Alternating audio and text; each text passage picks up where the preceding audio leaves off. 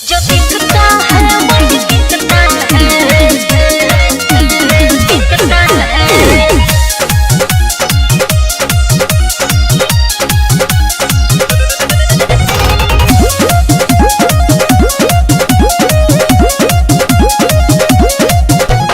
ऐसा कोई खास नहीं तेरी ये अदा है, फिर क्यों मेरे पीछे दुनिया फिरता है। नीचे से ऊपर तक ब्यूटी का कमाल है, यही देखने के लिए सब लोग बेहाल है। सुना है मैंने देखे जो तुझको, सुना है मैंने देखे जो तुझको, हाय हेलो मैसेज लिखता है। अरे बाबू ये तुम्हारी समझ के बाहर है। बाबू तुम ना समझोगे, जो दिखता है वही बिकता है। बाबू तुम ना समझोगे, जो दिखता है वही बिकता है। क्या समझे, क्या समझे, बिकता है, क्या समझे, क्या समझे, बिकता है। जो दिखता है वही बिकता है। लड़की नहीं हो तुम माया की जाल हो, कितनों का लभार बोलो अभी फिलहाल हो, बोलो ना। सुनो ना, पीछा न करो मेरा, फंसाओ ना सवाल में।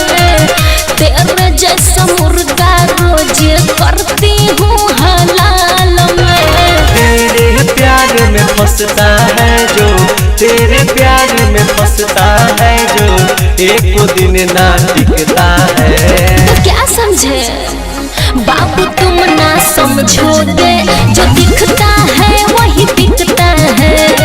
बाबू तुम ना समझोगे, जो दिखता है वही बिकता है। जो दिखता है वही बिकता है,